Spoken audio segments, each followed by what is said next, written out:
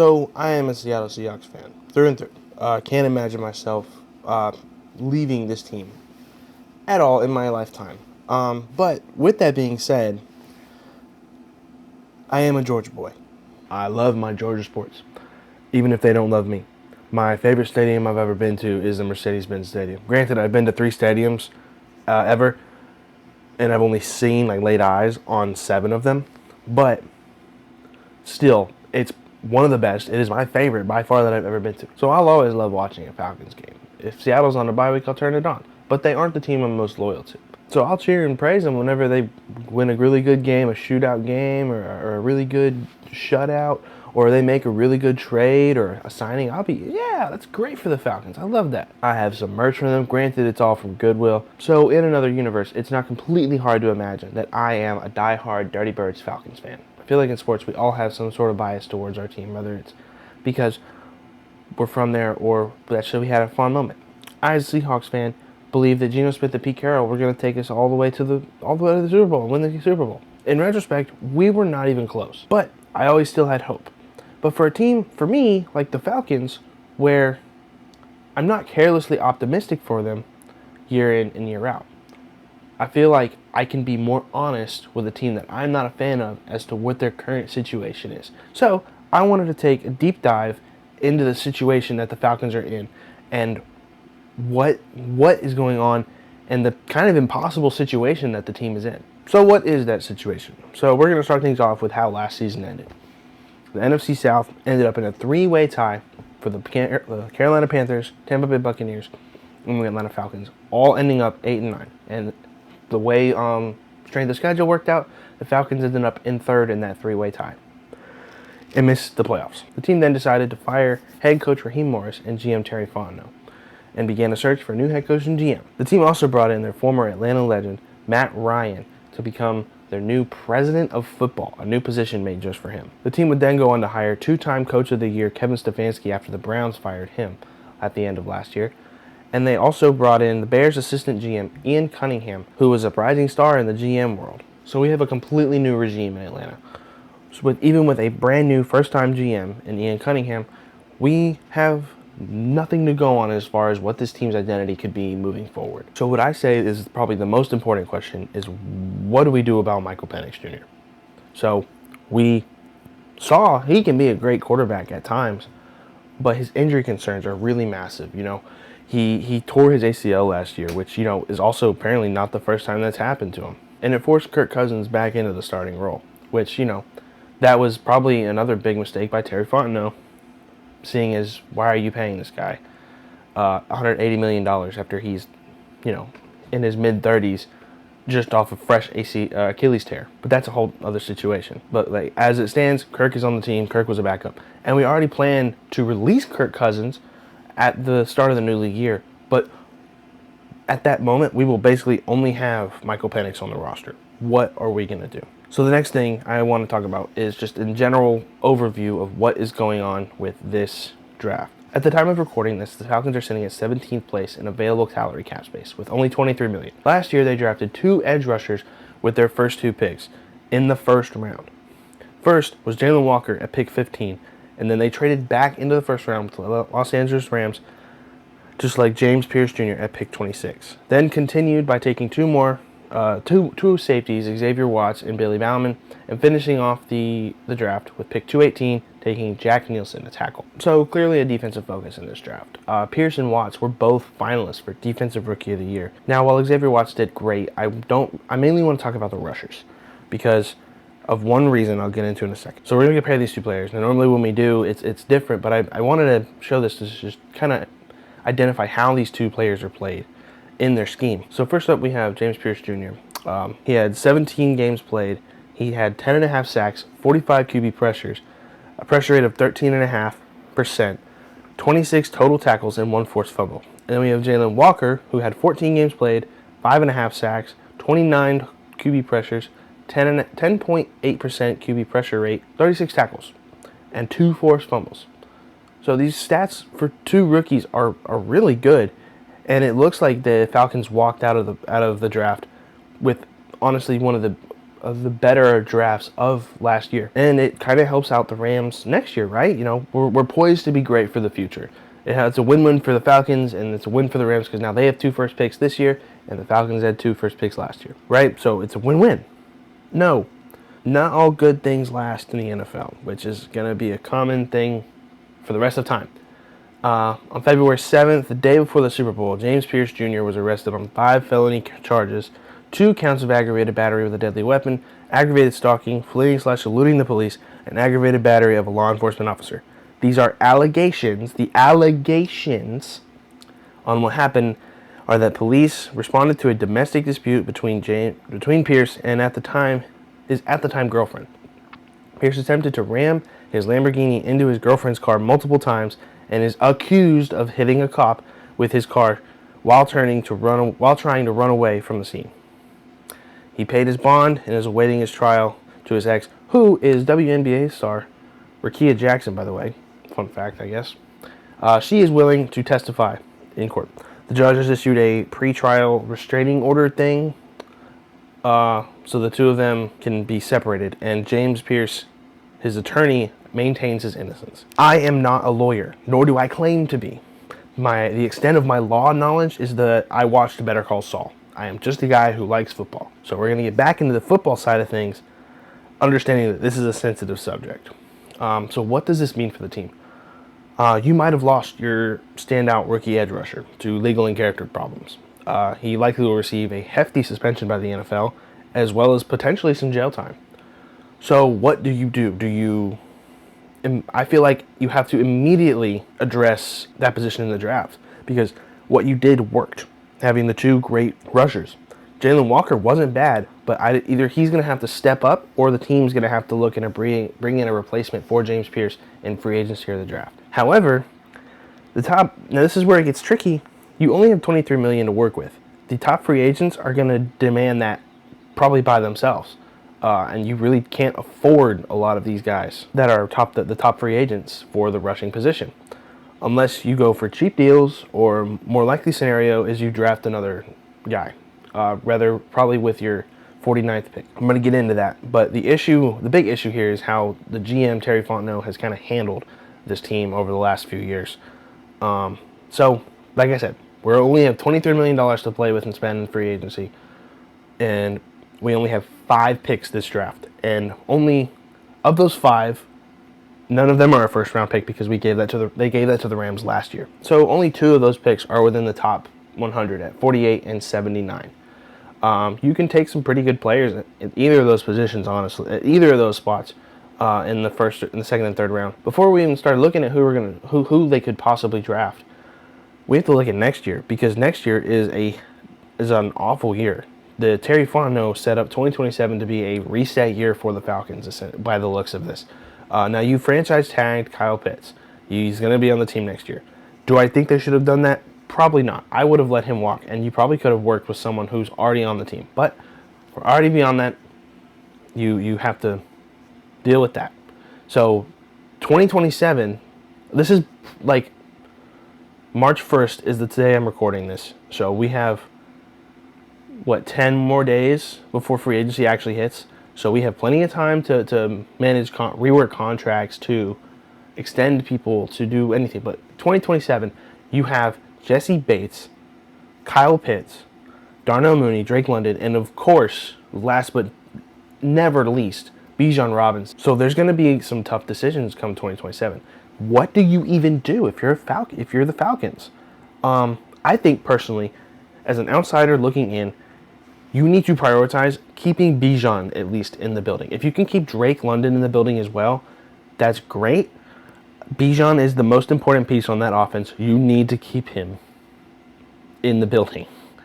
And he's going to command probably a reset of the running back market because of how important and how great of a running back Bijan Robinson is. Now, even after the team cuts Kirk Cousins this new league year, they're still going to be on the hook in 2027.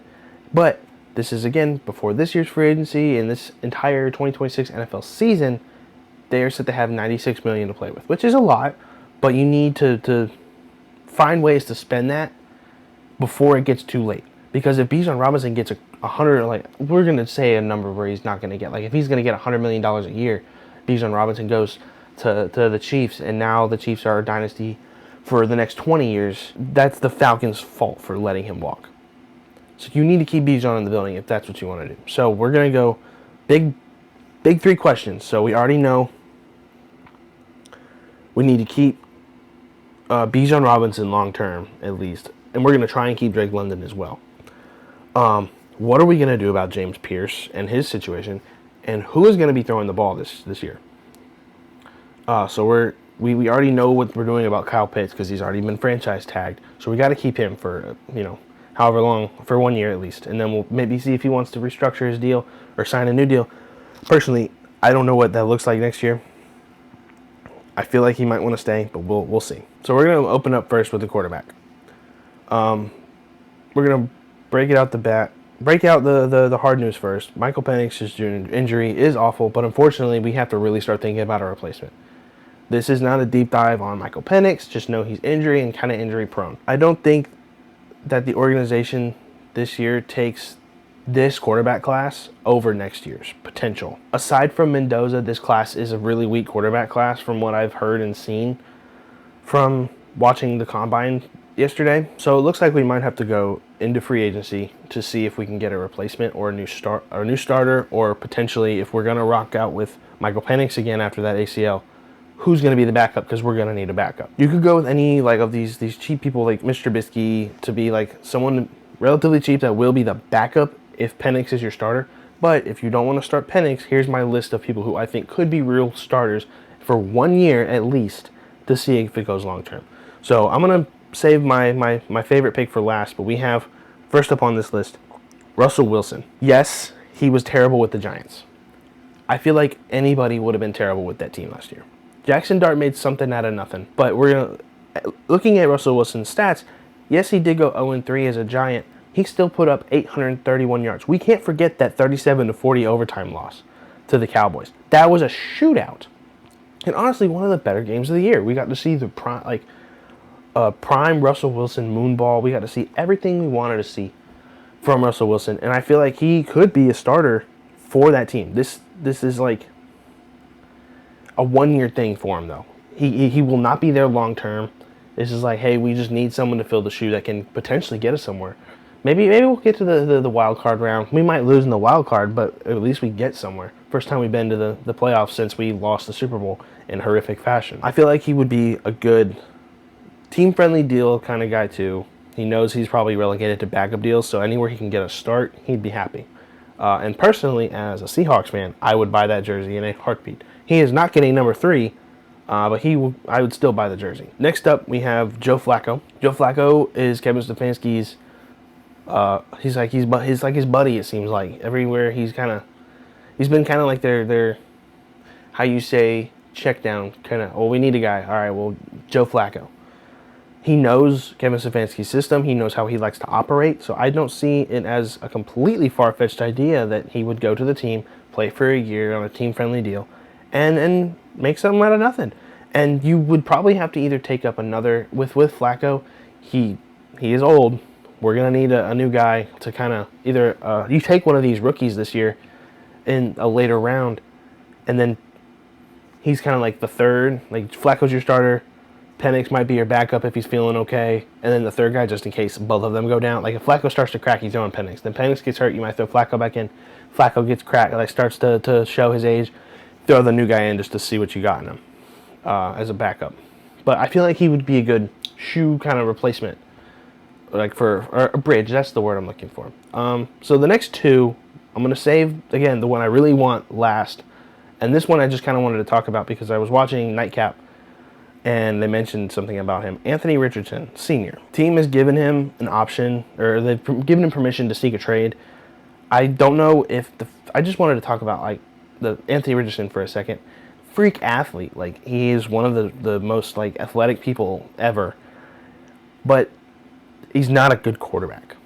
And I feel like if the Falcons don't have time, Kevin Stefanski probably doesn't want to restart again with quarterback again. He would probably rather take a free agent who's been in the league a few years and understands how tough it is to play in the NFL. Where Anthony Richardson has character concerns. Yes, he's a freak athlete, but he has lots of character concerns and like motivation. Not to mention, he cracked his orbital bone last year during training. So I don't know where he goes. I hope it's not Atlanta though. And then last is the guy I really want to go there is Malik Willis. I mentioned him in the last video kind of briefly, just where I think he could go, but why I think that he could work the team, because I feel like he fits what Kevin Stefanski might want to do. He has become a hot commodity this offseason, mostly because of how much media coverage he's gotten. He's gotten a lot of talk on the sports broadcast, on the ESPNs and all that kind of stuff about, oh, this guy's going to be a great starter. He had 2 good games in Green Bay. Let's not go crazy, because this is the reason I think let's not go crazy. His market value is set at $35 million. No. This guy is, I don't think he's worth $35 million. I don't think he gets that. He might touch 20. He's not getting $35 million on a 2-year, $35 million a year deal. But if they can get him on a cheap deal, I feel like it would pay out massive dividends for the Falcons. You sign him to a 1-year prove-it style deal, and if he plays poorly, you end up with a high draft pick in that really loaded 2027 draft class. You can put yourself in the Manning lottery to potentially get the next Manning brother or son. Or if Malik Willis plays well, you pay him mid-season. Like if we hit the bye week and Malik Willis is leading the league in passing yards or some type of metric, or he's just showing that he is really good, pay him then. Don't wait till the offseason when he gets offered a crazy $40 million a year contract. Pay him then, and then you can go.